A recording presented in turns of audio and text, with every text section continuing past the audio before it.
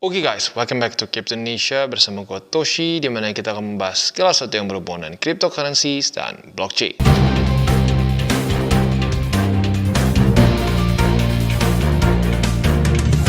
Oke, jadi pada hari ini guys, kita akan update mengenai on-chain analysis. Lebih tepatnya update setelah beberapa hari ini Bitcoin cenderung stuck di daerah 19.055 sampai 19.200-an. Nah, tentunya kita tahu ini dua struktur yang sudah sering kita bahas di DCWT.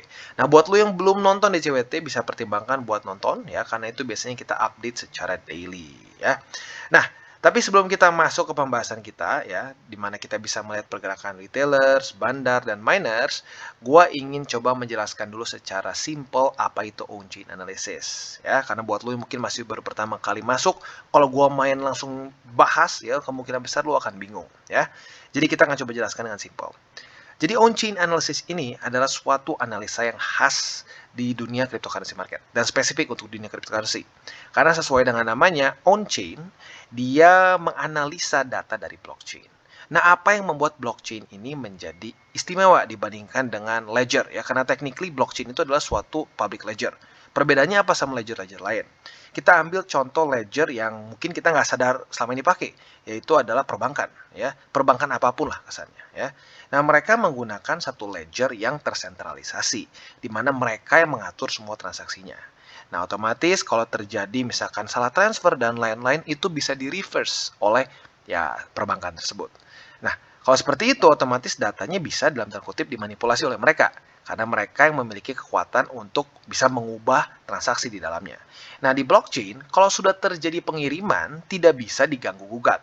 Lu udah kirim, lu salah kirim, ya sudah. Nggak akan bisa ada kesannya dibenarkan gitu transaksinya atau ditarik kembali duitnya. Nggak bisa. Ya. Nah, itu yang membuat kenapa on-chain analysis ini jadi menarik untuk dianalisa. Tetapi ada satu miskonsepsi besar yang sering kali terjadi di dunia cryptocurrency. Banyak orang berpikir bahwa, oh, dengan begini berarti gue bisa ngerti bandar mau ngapain. Gue bisa lihat bandar beli di mana. Benar, lu bisa lihat bandar beli di mana, jual di mana.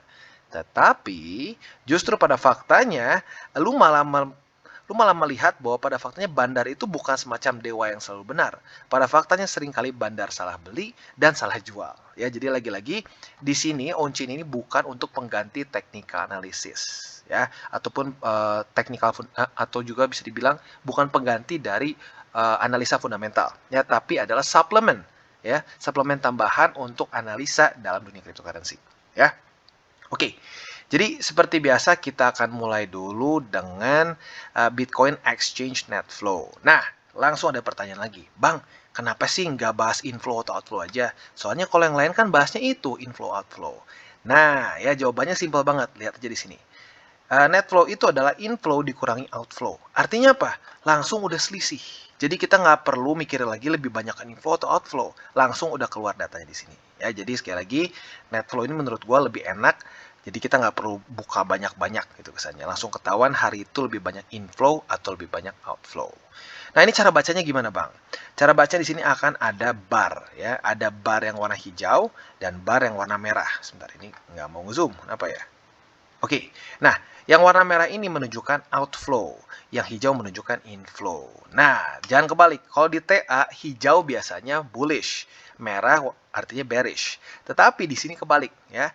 Merah ini menunjukkan bahwa banyak Bitcoin yang dikirim dari exchanger wallet ke hot wallet atau cold wallet. Kesannya dikeluarkan dari exchanger. Artinya apa? Artinya ini adalah possible buying ya. Nah, tetapi kebalikannya, apabila terjadi candle warna hijau seperti ini, artinya banyak orang yang mengirimkan Bitcoin dari wallet mereka ke exchanger. Artinya apa? Possible selling ya, atau meningkatkan selling pressure. Jadi simpelnya gini, warna hijau ini ada kemungkinan Bitcoin akan bisa turun gitu ya. Ada kecenderungan seperti itu. Kalau hijau dia ada kemungkinan turun seperti di sini ada korelasinya. Pasti nggak ada yang pasti ya. Kadang-kadang pada faktanya kita lihat di sini, ini hijau malah naik ya. Jadi lagi-lagi ini bukan pengganti TA ya. Nah, kalau kita lihat di sini dalam beberapa hari terakhir ini data otomatis untuk para bandar dan retailers ya.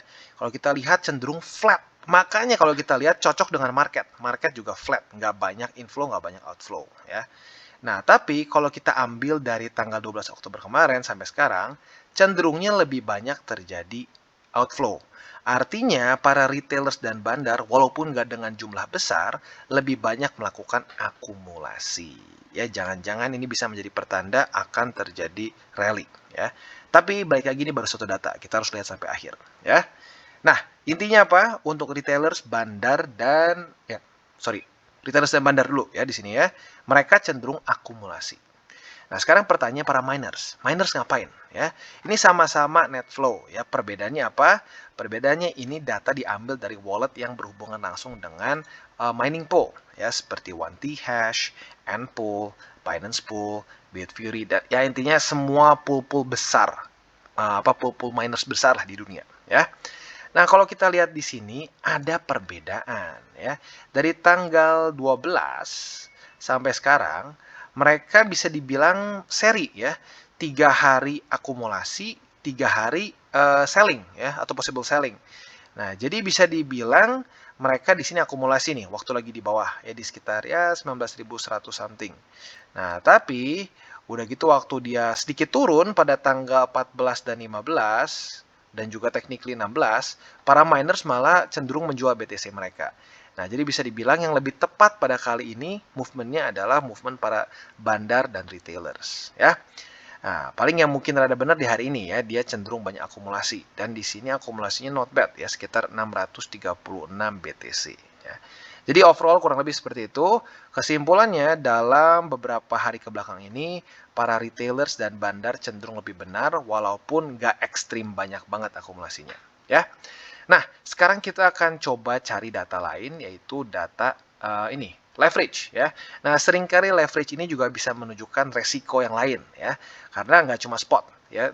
Arguably yang lebih menggerakkan market kripto adalah futures market ya, karena lagi-lagi mereka belum terlalu diregulasi, otomatis leverage-nya bisa luar biasa besar dan jadi extra volatile ya. Kita lihat apakah estimated leverage ratio kembali naik atau mulai turun. Oke, dan sekarang kita akan masuk ke Bitcoin Estimated Leverage Ratio. Nah, ini apaan bang?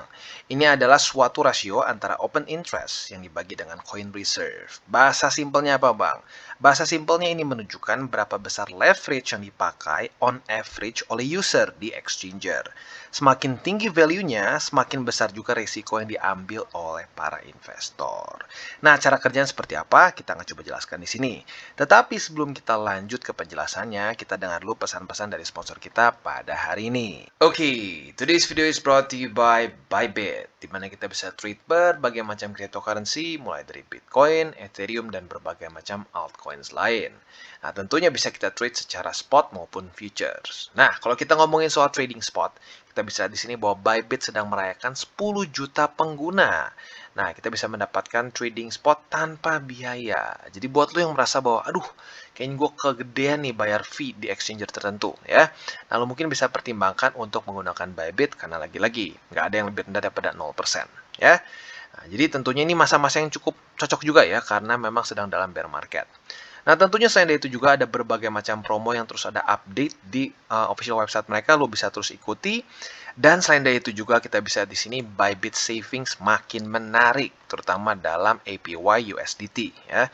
Saat exchanger lain mulai turun secara APY ya, di sini malah mereka meningkat jadi 12%. Jadi buat lo yang tertarik ya dan sudah mungkin punya USDT yang cukup banyak, mungkin bisa pertimbangkan untuk mendapatkan yield di Bybit ya.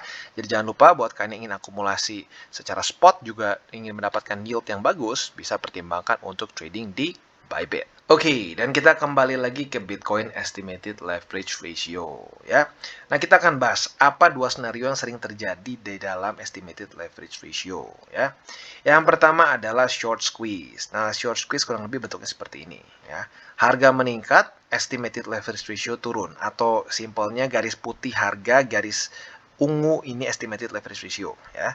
Nah, jadi yang terjadi adalah apa? Biasanya harga cenderung sideways nih. Harga sideways ya, tapi leverage meningkat. Nah, saat leverage meningkat, harga sideways ya.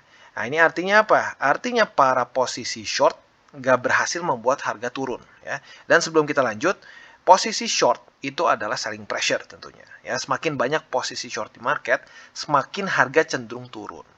Nah, vice versa, apabila posisi long semakin banyak, itu adalah buying pressure, ya. Nah, yang terjadi seringkali apa? Ya, sama lah kayak rata-rata kita, kadang-kadang kita nggak bisa jaga resiko, ya. Kita nggak bisa jaga resiko, kita yakin dengan analisa kita, berpikir ini adalah misalkan daerah supply, ternyata jadi daerah demand kesannya, ya. Nah, saat kalian kena likuidasi, yang terjadi adalah posisi short kalian berkurang, atau ya kena liquid gitu ya, hilang gitu kesannya, bangkrut. Nah, saat itu terjadi, harga biasa naik sedikit. Nah, saat harga naik sedikit, misalkan temen lu harusnya nggak kena liquid, tapi gara-gara lu kena liquid, harga jadi naik, temen lu yang harusnya nggak kena jadi kena juga. Nah, temennya kena lagi, dan seterusnya. Ini yang sering sekali disebut sebagai short squeeze. Jadi posisi short yang over leverage kena squeeze, seperti yang kita bisa lihat di sini. Secara visualnya, yang sering terjadi adalah seperti ini, ya. Estimated leverage ratio-nya turun, harga meningkat. Ya. Ini yang paling ekstrimnya, ya. Ini contoh kasus yang ekstrim sampai mereka nyilang. Pasti nyilang nggak? Nggak selalu. Kadang-kadang bisa aja cuma ininya turun sedikit, harga naik. Itu juga bisa terjadi, ya. Tapi intinya apa? Intinya adalah posisi shortnya terlalu over leverage dan kena liquid, dan bisa dibilang seperti efek domino, ya. Itu short squeeze. Nah, posisi longnya atau long squeeze itu literally kebalikannya. Secara visualnya, dia biasa turun bersamaan dengan estimated leverage ratio. Jadi caranya sama kurang lebih. Biasa sideways dulu nih. Biasanya daerah supply, harga turun, posisi long yang terlalu over leverage, itu kena liquid. Kena liquid, dan akhirnya turun terus, sehingga ya si leverage juga turun. Ya, jadi kebayanglah kurang lebih seperti apa. Dan bisa dibilang ini yang bisa membuat cryptocurrency market itu sangat volatile. Kalau nggak ada futures trading, menurut gua nggak akan se-volatile ini. Jauh lebih nggak volatile dibandingkan seperti ini, ya. Contoh kasusnya dari mana, Bang? Lu coba cek aja zaman si Bill Clinton. Bill Clinton itu sebelum Bill Clinton ya, itu market ada volatilitas. Tapi biasanya kalau volatile ekstrim itu karena resesi dan lain-lain. Nah, tetapi setelah Bill Clinton ya, dia itu memberikan futures trading itu kelegaan dalam regulasi, ya. Jadi ujung-ujungnya orang-orang lebih cenderung over leverage dan lebih volatile. Setelah itu, ya market cenderung lebih volatile dibandingkan zaman dulu, ya. Nah, kebayang itu ada regulasi yang lumayan ketat lah dihitungnya, ya, bukan lumayan ketat. Crypto basically no regulations untuk urusan futures, yang mereka self regulating, ya. Nah, yang terjadi apa? Ya ini, terjadi boom and bust yang luar biasa besar, ya. Oke. Nah, sekarang kita akan coba lihat dalam beberapa minggu terakhir. Kalau kita lihat di sini, di September akhir, leverage mulai meningkat dengan sangat tajam, ya. Nah, ini bersamaan dengan harga yang meningkat juga. Tetapi kalau kita lihat meningkatnya nggak terlalu ekstrim, ya. Jadi kalau kita lihat di sini, sepertinya di tanggal berapa nih ya? Ya, tanggal seginian nih, tanggal 4 Oktoberan di mana dia sampai 20 ribuan, itu posisi longnya banyak yang terlalu over leverage. Nah, akhirnya sekarang leverage mulai turun, harga turun dengan lumayan signifikan. Artinya yang terjadi adalah ini suatu long squeeze, ya. Nah, jadi ini dia ternyata ya penyebabnya kenapa kemarin dari 20.300-an drop sampai ke terendahnya berapa kemarin ya? Kalau dari week-nya sih ya sampai 18.100. Jadi ya lagi-lagi ya biasanya kalau terjadi volatilitas ekstrim itu biasanya permasalahan futures ya terlalu over leverage. Nah, kalau kita lihat sekarang memang sudah terjadi sedikit koreksi, tetapi masih cukup tinggi. Jadi lagi-lagi kita harus bersiap masih ada kemungkinan volatilitas tambahan dari posisi futures yang terlalu over leverage. Oke, dan yang terakhir kita akan bahas MVRV ratio, ya. MVRV ratio ini adalah suatu rasio antara coins market cap dengan realized cap. Ya, ini mengindikasikan apakah harga dari Bitcoin overvalued atau tidak, ya. Secara historically, apabila value-nya lebih tinggi daripada 3,7 atau di sini nih ya, titik-titik merah, artinya dia sudah overvalued atau kalau bahasa RSI-nya adalah overbought. Kalau sudah di bawah dari 1, ini dia sudah oversold, ya. Nah, jadi cara penggunanya bisa dibilang almost the same seperti RSI, tapi cara ngitungnya nggak ke RSI ya, cuman cara pakainya sama seperti RSI. Kalau RSI kan di sini 70, di sini 30 defaultnya, ya. Nah, kalau kita ikuti dari tahun 2020, bisa dibilang MVRV ini cukup akurat, ya. Dia berhasil menunjukkan bahwa di Maret 2020, Bitcoin ini sedang sangat undervalued. Ya, walaupun ini cepat banget ya, lu cuma dikasih waktu beberapa hari saja untuk akumulasi di bawah sini. Nah, kalau lu akumulasi di Maret tanggal seginian saat MVRV di bawah dari 1, dan lu TP di 3 kali di sini ya, saat dia nembus dari 3,7, lu harusnya profit dengan luar biasa besar ya, karena ini tuh titik terendahnya di sekitar 5.000 USD, dan di sini waktu dia menunjukkan overvalued itu di 40.000, yang kedua di 49.000, dan yang ketiga itu di 61.000 ya. Jadi literally di dekat-dekat pucuk ya. Jadi overall dalam beberapa tahun terakhir MVRV ini sangat akurat sebenarnya ya.